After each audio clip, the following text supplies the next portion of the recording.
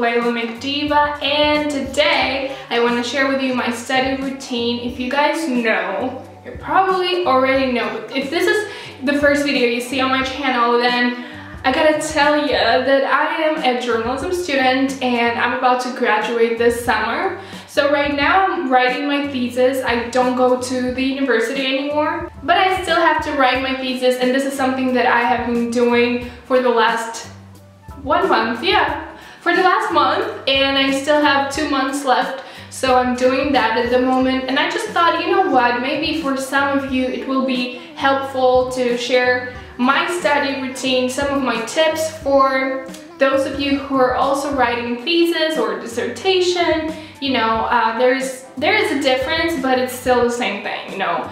So I don't know, I am about to share those tips with you guys in my study routine. I'm going to show you what I'm actually doing, how I am studying. So if you're interested, then keep on watching. Okay, so first thing that is important when you're writing your thesis or dissertation, I'm writing my thesis, so I'm going to talk about thesis, but anyways, it's your topic. Choosing your topic is really difficult, is really hectic, because you're about to conclude like 4 or 3 years of studying at university, and it's really hard. It's not easy, and I personally, my topic is the CNN effect, the role of media in international politics. And the reason why I chose this topic is because my journalism program was mostly focused on political journalism. Like, I didn't learn about like entertainment journalism per se. I did mostly learn all about politics and journalism in politics, you know, and so for me it was kind of like a normal thing to write about political journalism, and also I'm interested in that. I really love political journalism, and I still don't know if I will choose political journalism in the future or I'll choose entertainment journalism. I still don't know. I just know that I like both, but in political journalism I have more knowledge because that's what I've been doing for the last 3 years of my life. But how I personally was trying to choose my topic, because it was really hard, like, you know, why CNN effect and all that, I was just researching, doing a lot of research. Like, I was reading a lot of different articles, you know, how to choose your topic and possible topics for journalism students, all of that. Like, I really did Google that. It's like really simple, but I was just looking through all the possible ideas, and I was thinking about writing maybe about new media, you know, digital journalism, because I'm really interested in that as well. And you know, I have my YouTube channel, I'm kind of active on the internet. So I always believe like in the new media and in online journalism, so to say. So yeah, I'm a believer in the changes in the media and in journalism. So I was thinking about that, but then eventually I also was thinking maybe about like women working in journalism. But then I just found this topic, like the CNN effect, and it kind of, that was it. The moment when I saw this, and you know, I was like, yes, that's what I want to do, because I'm very interested in broadcast journalism, and CNN effect is actually what I believe in. So why not to analyze this and write about it? And so that's how I chose my topic, basically. So next step is choosing your thesis advisor. I chose my thesis advisor because the CNN effect was actually something that I learned during my Media in Democracy class. I really loved that class, and I know that a lot of people from my faculty, they didn't like the class, but I was just so obsessed with it. It was so interesting. And not only me, other people were interested in it as well, but like there were still people who didn't like it. They were like, what the hell is going on? So I think if you're into political journalism, you will like it, but Anyways, you guys are not going to take that class at my university. But yeah, during that class, Media and Democracy, our professor was like teaching all of these things, especially about Arab Spring and Al Jazeera, you know, how it affected Arab Spring, about the Twitter effect, all of those things. When I chose my topic, I was like, okay, so who's going to be my thesis advisor? And before I chose this topic, I actually was going to ask another professor, because like, I don't know, I just thought I will ask him, but after I chose this topic, I was like, but this topic is 100% about the class that I took with that professor, so that would be better to ask him to be my thesis advisor. So that's what I did, because honestly, like, that topic itself, I learned all of that and even more during my Media and Democracy class. So there was no other way for me to choose another thesis advisor, because my professor really knows a lot about this topic, so I really like, it was just like that. So my point is, when you choose your thesis advisor, it should be someone who is a pro in your topic. And even if we're talking about journalism, you know, still there are different types of journalists and different types of journalism as well, so it depends on your topic, and you should only think about your topic when you choose your thesis advisor, and don't listen to rumors about like different thesis advisors. You know how some people are like, oh, he wasn't really good with my thesis, or this one wasn't really helping me. I mean, it's up to you. I believe in that 100%, that it's up to you. If you're being serious about your thesis, if you keep sending your drafts and you ask for the advice and you are actually doing the research, your thesis advisor will be glad to help you. And like, that's what I believe in, so that's my point. Okay, so next, step number 3, you have to check the agenda on how to write your thesis, like formatting and stuff like that. And because usually it also matters a lot, like if you want to know how to write your thesis, how it should look like, then it's gonna be harder for you. So definitely, like, before you start writing your thesis, that's like the most important thing, is just to check what they want from you, because I am sure that every single university has different style guides. And so yeah, that's really important, and I would tell you, first thing is to check all those requirements before you start writing your thesis, because then you will have to change it, and you know, it's like more problems to you, which you don't need. Step number 4, when you write your thesis, I gotta mention this, you probably know, but like, I just have to back up and say, because I personally have to write minimum 40 pages, and that's a lot. And can you imagine losing your thesis? It's so crazy. No one wants that. I don't even want to think about it. So that's why I write my thesis, I save it, I back it up. I also use Google Docs, because at least it will be there, you know, on the internet, and like, you won't lose it. But still, you gotta like, that's why it's good to actually write chapter after chapter and to keep them separately, and then to send your chapters to your email, to your professor's email, so you will have a lot of different versions. Not different versions, but you will have a lot of different backup plans. I don't know, you got what I'm saying. Like, you will have other drafts and you'll be fine even if something happens to the original text. But let's not think about it, but just keep in mind, backing up and saving your thesis is very crucially important. Okay, now finally my study routine, after I gave you some tips, but I also will have some tips later. But now my study routine, so there are 2 options for me personally. I either write my thesis at home or I go out to the cafe. And when I'm home, I usually like read something, but because I don't know why, for some reason, I just can't write my thesis when I'm home. Like, I start listening to music, I start watching movies or series or TV shows, I start watching YouTube videos, I start just laying in my bed, and that's all I do. Or then I'm hungry, or then I'm sleepy, or something. It's just so bad.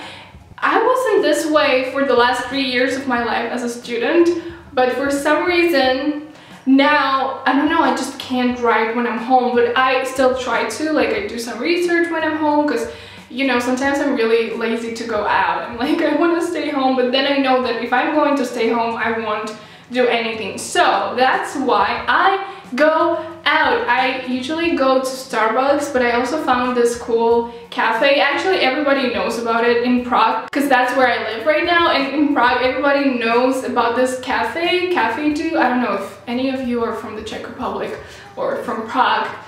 Maybe that will be helpful for you, but I know that most of you are not from Prague or Czech Republic, so whatever. Yeah, so this place, Cafe Do, I didn't know about it, and people knew about it all along, and I was like, oh my god, this new cafe, and people were like, yeah, I know it, and I'm like, okay, whatever. So usually I go there, or I go to Starbucks, and I just sit with my laptop, and I read, I write, and honestly, I do so much more when I'm out than when I'm home, so usually I go out and I just sit there and I study, I write my thesis. And also what helps me a lot, I think, personally, is coffee. Like for me, I cannot live without coffee. I am definitely addicted to coffee, but you know what? It's a very difficult time in my life, so I'm not even going to fight my addiction right now, because coffee really helps me be sane and right, you know, that's all I need right now. It's not about like health, it's about health, I know, but you know, if you have to write your stupid thesis, then it's first of all, it's about your thesis, and yeah, try to be healthy, but still, like, I drink a lot of coffee. I just had to mention it, and I mean, if you drink a lot of coffee as well, that's fine, you know, we'll make it.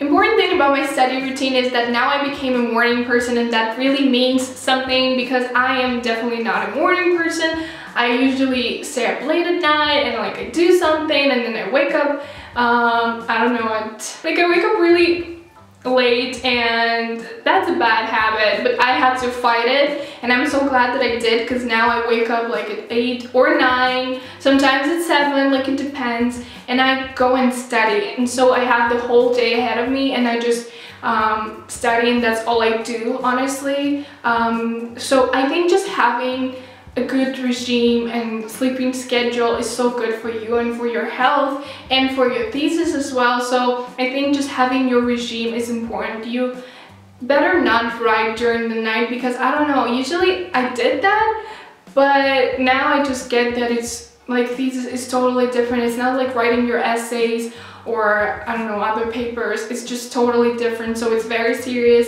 So you better change your schedule and wake up early, go to sleep early, and yeah, staying healthy also really helps. Even though I drink a lot of coffee, like I try to drink a lot of water, so that's how it is. Like, I don't know, it seems like so dramatic, but I swear it's really hard, and I'm just being honest, and I'm just sharing my experience because I believe that it might help some of you guys who are going through the same shit.